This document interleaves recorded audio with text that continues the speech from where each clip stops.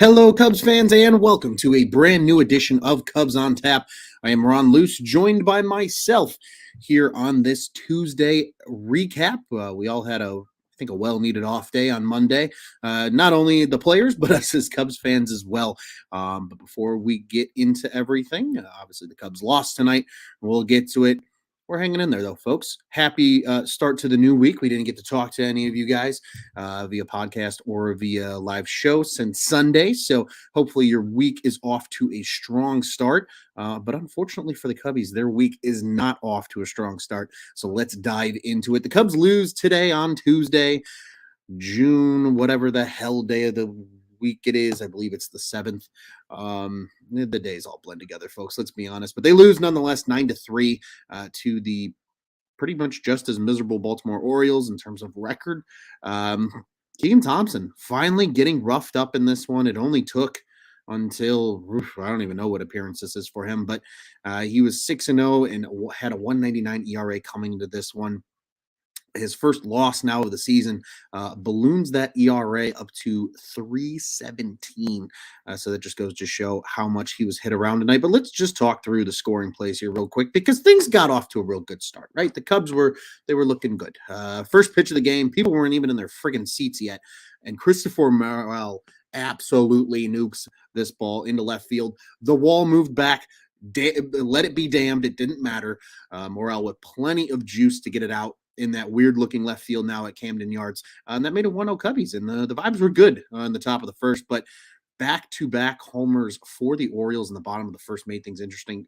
Cedric Mullins and Trey Mancini both hit their 6th home runs of the season. That made it 2-1 Orioles. And then in the bottom of the second, they just kept it going with 2 men on. Jorge Mateo hit his 4th of the season. That home run made it 5-1 Baltimore. And that would be pretty much enough, but the Orioles kept adding on. Austin Hayes, his 13th double, was able to score. Santander from third. Admittedly, the Cubs should have had him at the plate. The wet grass may have played something into it, but Wilson unable to handle the throw. Great relay. Ian Happ gets it to Nico Warner. Nico Warner gets it to Willie, and just Willie pops out of his mitt, and Santander scores there. And then they kept adding on as Ryan Mountcastle added another run via a sac fly. That made it 7-1. But a Willie home run, his 10th of the season. That is best among catchers in the major leagues. He is destined for the All-Star game if he keeps this up. But that 10th home run of the season for him made it 7-2. It gave us a little bit of hope, but have no fear. Austin Hayes was there because he made it 8-2 on his 7th home run of the season. And we got more fireworks from Christopher Morel, and I am so thankful for Christopher Morel. And I'm thankful for him because of this episode. Literally, he is what we are going to talk about here in just a second. But he triples. It's his 2nd of the season, and that ultimately scored Jason Hayward. It made it a 5-run game once again. But then right in the bottom of the 6th, Ramon Urias hit his 6th home run of the season. That made it 9-3, and that would be all that was needed on the part of the Orioles. Baker, for them, gets the win. Bradish, the starter, doesn't go enough to qualify for the win. Cubs got to him. They ran his pitch count up. He was only in there for 4 2/3. But Keegan Thompson, 3 innings, roughed up for 7 earned runs. Alec Mills looked really nice. He made his 2022 debut. We'll touch on that here in a second. But that was ultimately all she wrote for the Cubbies tonight in this one. A rough outing. But let's talk some positives, right? We all want to talk the positives. We all want to have something to grasp onto with this Cubs team. And I think the one thing we can all point to as Cubs fans is Christopher Morel. He has been absolutely sensational. Continues his on-base streak with 1 swing of the bat to start the game. Again, literally, there were people not even in their seats yet. And this kid had already parked the ball into the left field stands and was trotting around the bases right at the start of the game. First pitch of the night for Bradish, leaves the yard.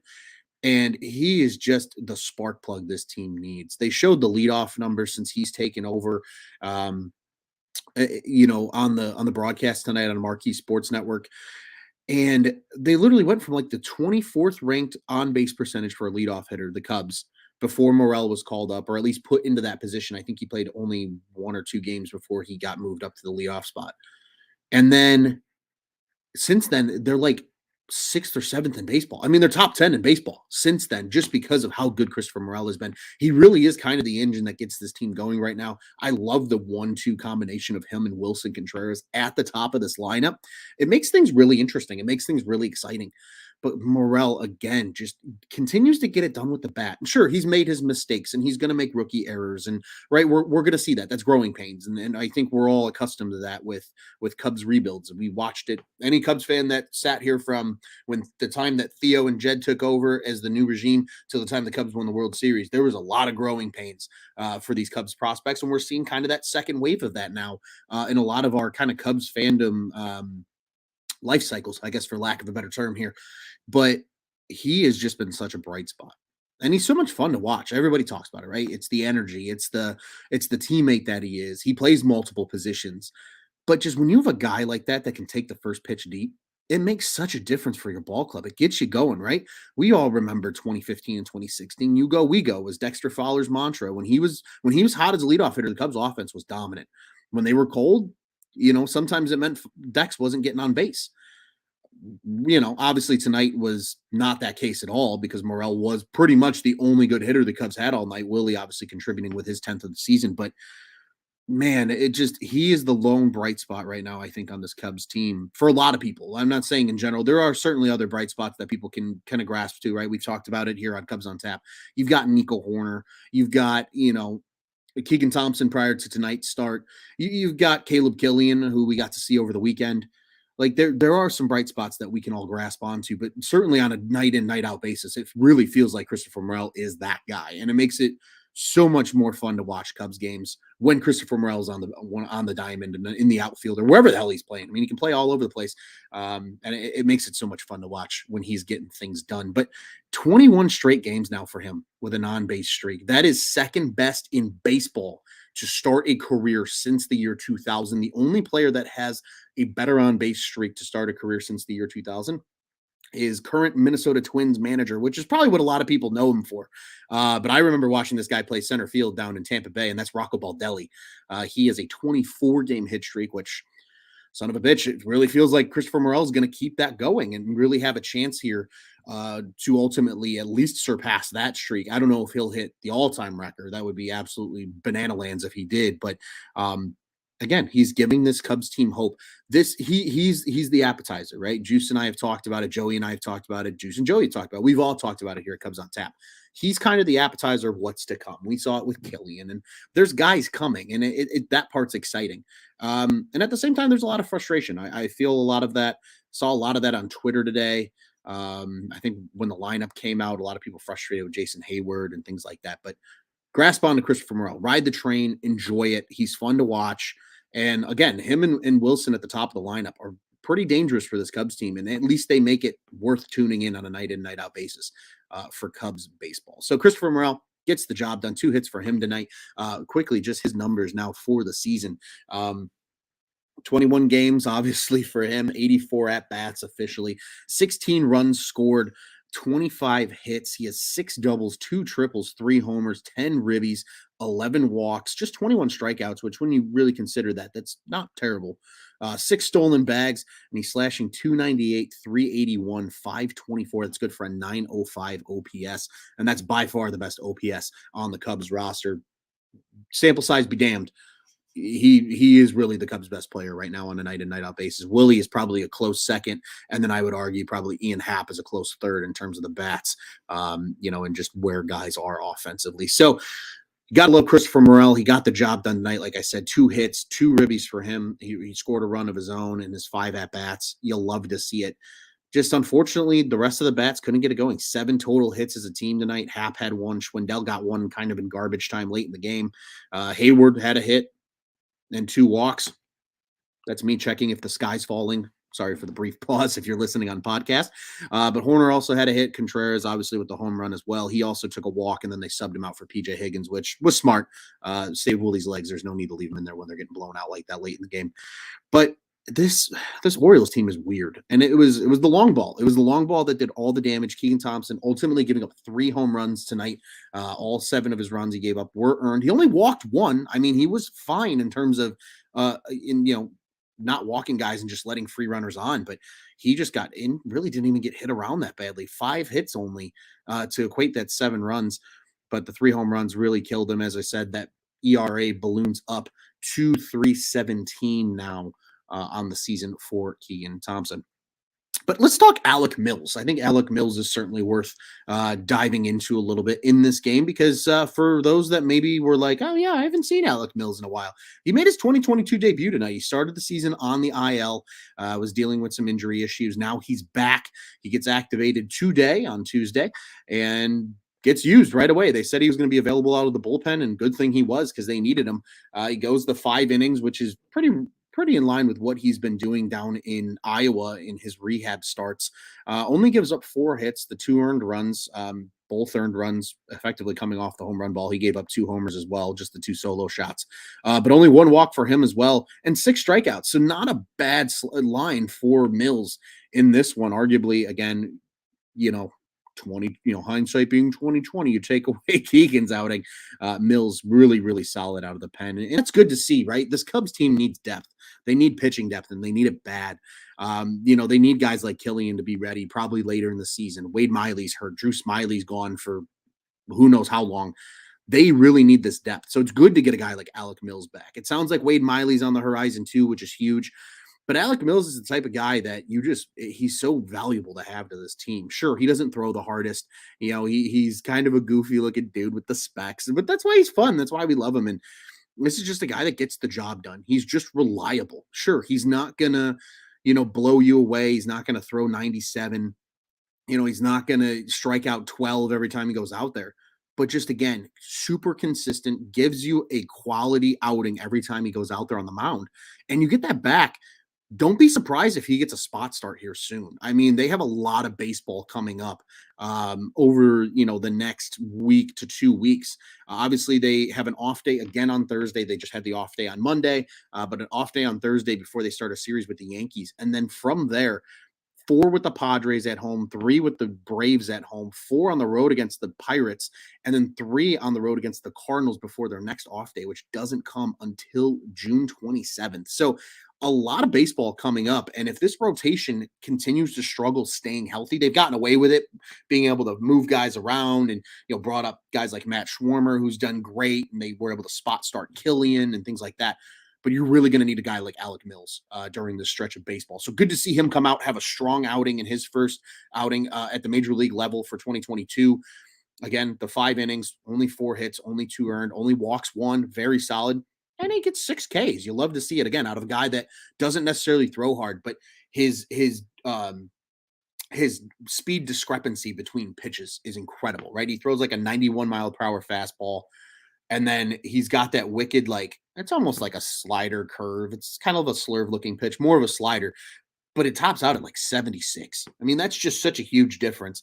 And then he's got kind of that changeup that he works in there that sits in the low 80s. So he's got a really nice pitch selection that he works with. And again, not the flashiest dude, not going to just blow you away, but damn it, reliability and consistency is something you need in sports, and Alec Mills absolutely delivers on that. So good, again, another positive of tonight's game, despite the outcome. You like to see that out of Alec Mills in his first time out. But again, home run ball, really nasty, really beats up the Cubs. Christopher Morel, pretty much the lone bright spot. Nice to see Willie have a solid night as well. His OPS continues to hover very high, 933 now for him. And like I said, Ian Happ, right around there with 818. I know PJ Higgins technically has a 971, but that isn't very limited at bats. But if he keeps it up, I mean, Morel's done it in 21 games. So who knows what could happen from there. But just final thoughts on this one. This game had a weird vibe to it, really, like right out the gate. I think a lot of people were excited to see Keegan Thompson on the mound right out of the gate. And he struggled. He had his first legit struggle, right? And we heard the comments from him after the White Sox outing. He was like, I was lucky. I was wild, but I got lucky. And maybe that caught up with him a little bit tonight. And maybe this is kind of the time now where the Cubs need to evaluate and say, hey, we've needed you to step into a starting role because of the injuries. But as as they start to get guys like Wade Miley and now that Mills is back, I wouldn't be entirely shocked to see Keegan Thompson slide back into that bullpen role where he's going 2 and 3 innings. I think he likes that role. I think he's thrived in that role so far this season. And yeah, he can come in and give you a spot start, and it's absolutely invaluable that he can do that. But I really think that's where he feels comfortable. And I think for the success of the team, I don't think that's a bad move going forward. So that's just kind of my 2 cents on Keegan Thompson tonight. Just didn't have it. It was a weird game, too. It was raining all game if you weren't able to tune in for some reason. It wasn't even like hard rain until later in the game, but just enough to screw shit up. Like that's kind of what it was tonight. And just unfortunate, really. Just a brutal loss. You hate to see, especially to a team like the Orioles, a very beatable baseball team. And it certainly sets the stage for tomorrow where, the Cubs really hope, and I think us fans hope the same thing, that they can come in and get the job done and at least get the split before you go into New York, because that's going to be a little emotional, right? We all know what's coming, and I'm sure we'll talk about that more on tomorrow's show.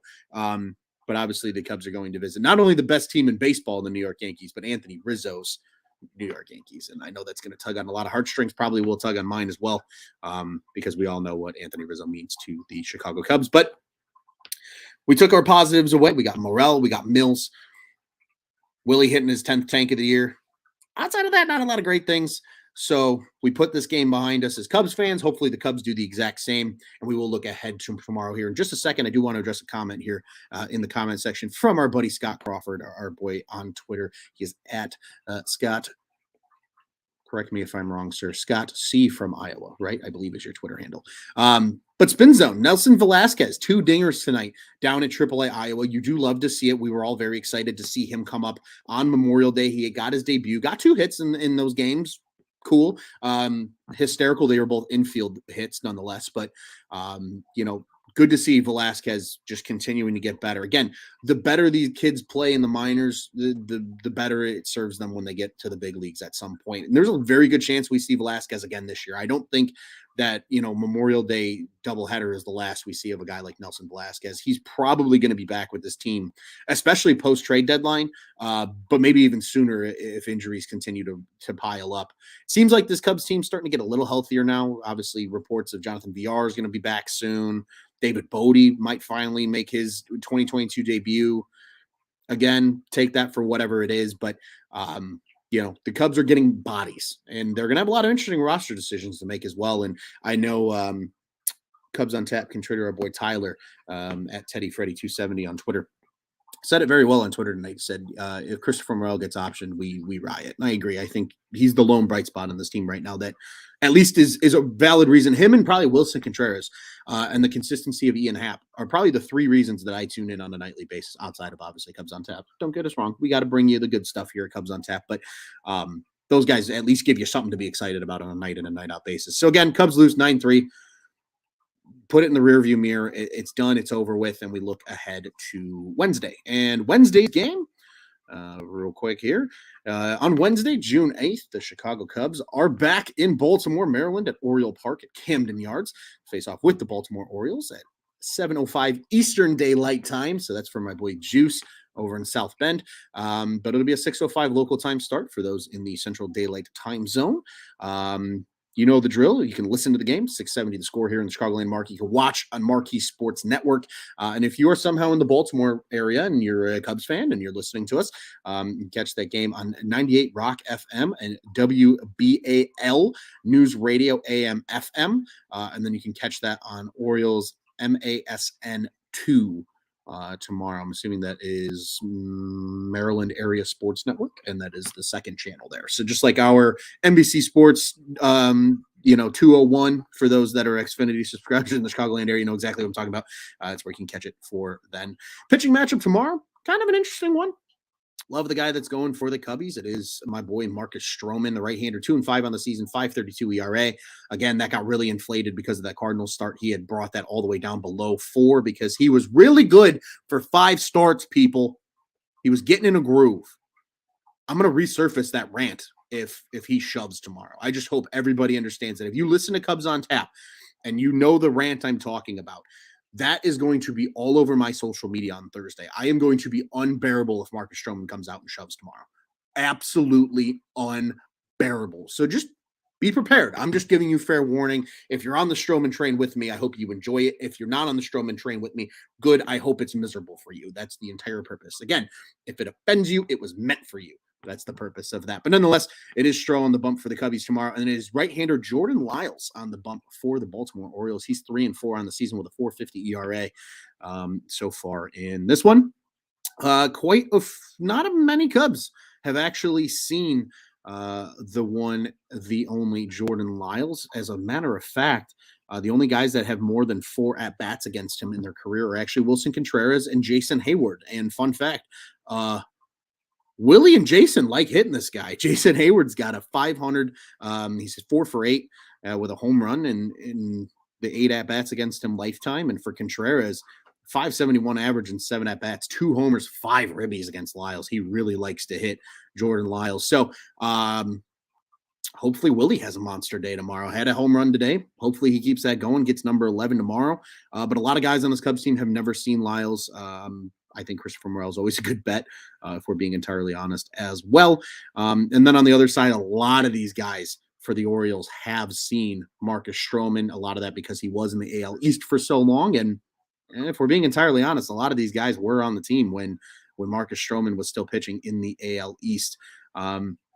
Trey Mancini has seen him by far the most, 19 career at-bats, 368 average against Stroh. Only 2 ribbies, though, and no home run damage done.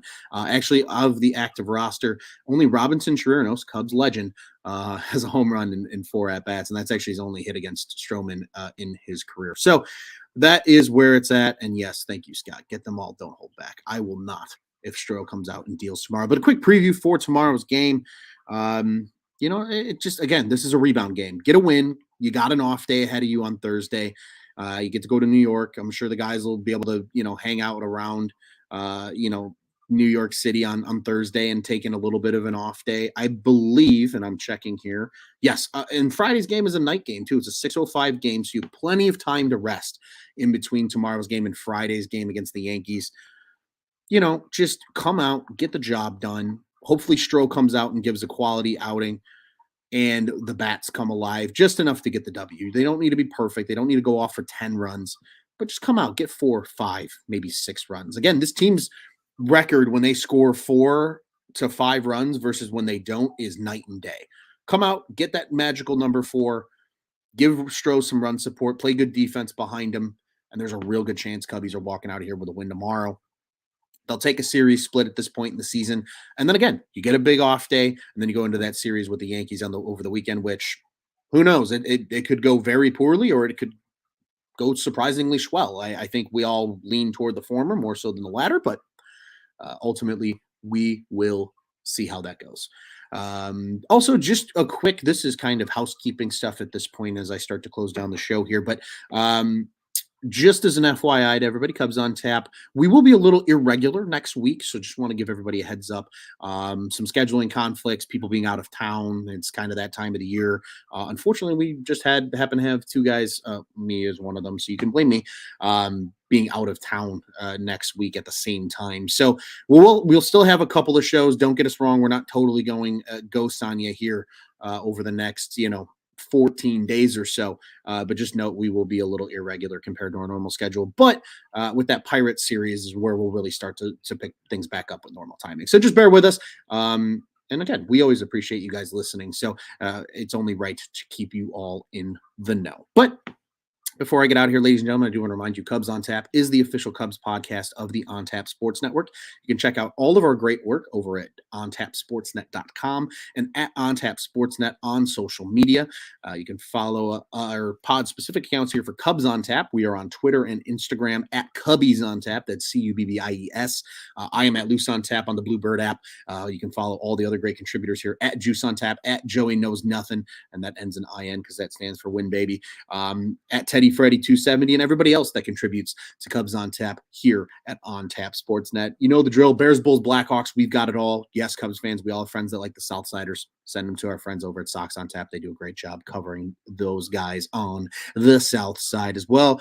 Gambling, golf, a lot of crazy news going on in golf right now. If any big golf fans out there for Cubs, do be checking out the golf content. Our boys Wes and Jack are crushing it right now with all the LIV Golf Series drama with the PGA Tour. A lot going on there. We've got that covered for you as well, and so much more here at OnTap Sportsnet. Once again, OnTapSportsnet.com, at OnTap Sportsnet on social media, the OnTap Sports Network. Go ahead and check out what's on tap in Chicago sports. Tough loss on Tuesday night for the Cubs. They fall 9-3 to the Baltimore Orioles. Coming back tomorrow to conclude the 2-game set. On Wednesday, it'll be Stroh on the bump against Jordan Lyles, and hopefully the Cubbies can get a well-needed W before the off day on Thursday and their away series in New York against the Bronx Bombers at Yankee Stadium. Until next time, as you know, I am Ron Luce, and we'll get out of here the only way we know how to here at Cubs on Tap. Fuck the Cardinals, and let's go Cubbies.